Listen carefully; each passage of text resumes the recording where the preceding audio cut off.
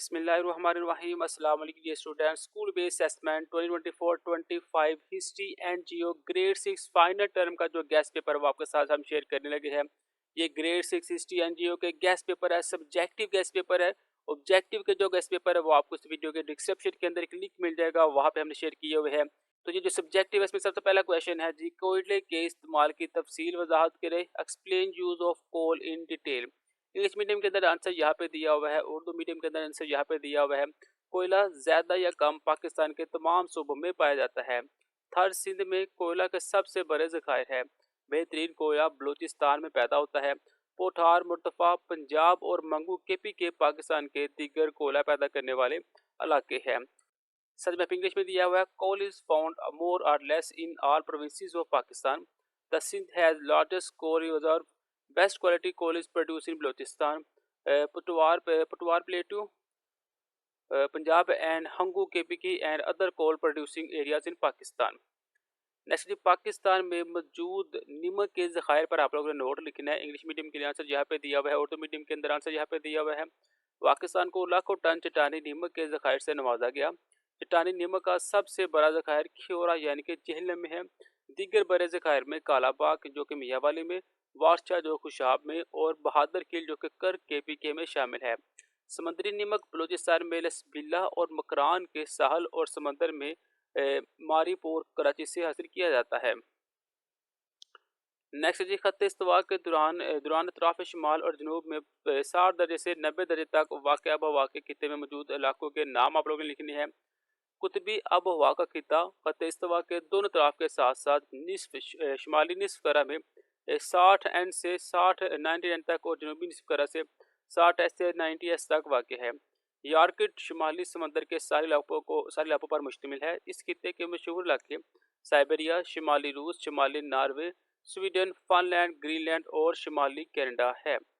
Next जी, अब हवा का कौन सा खिता गंजान आबाद है? इस इलाके की इंसानी सरगर्मियाँ बयान करें। मतदल अब हवा का इलाका अपने मौजू अपनी हवा की वजह से गंजान आबाद इलाका है। इस खिते के लोग अपनी ज़रूरियात पूरी करने के लिए अनाज उगाते हैं, इसलिए खिता ज़राअत के लिए अहम है। बारानी इलाकों में चावल, कपास, गन्ना और जूट की काश्त की जाती है। केला, आम और शहतूत इस खिते के अहम फल है।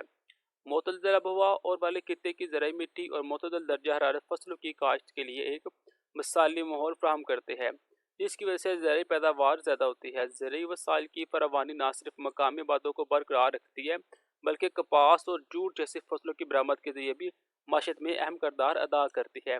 ये जो मेरे पास सांस दिया हुआ था ये था मेरे पास उर्दू मीडियम में।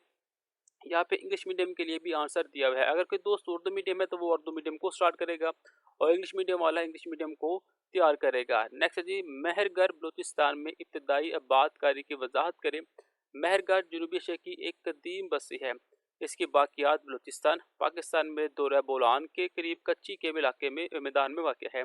ये दरिया सिंध की वादी के मगरब में है। ये जगह मौजूदा शहरों कोयटा, कलात और सीबी के दरमियान है। इसने 7000 कब्र मसीह से 2500 कब्र मसीह तक के अरसे का अहाता किया। महरगढ़ इन कदीम मकामात में से एक है जो जनूबी एशिया में खेती बाड़ी और गल्लाबानी के सबूत दिखाते हैं। नेक्स्ट जी, समंदरी कोस और अंबार की आपने वजाहत करनी है। समंदर की लहरें सरजमीन पर दोनों तरफ से टकराती है। इस मुसलसल कटाव के नतीजे में सरजमीन में एक सुराख पैदा होता है। इस ज़मीनी शक्ल को समंदरी महराब कहते हैं। जब समंदरी महराब मजीद कटाव के जरिए सरजमीन से अलग हो जाता है तो बाकी कालम जैसे ढांचे को डेर कहते हैं।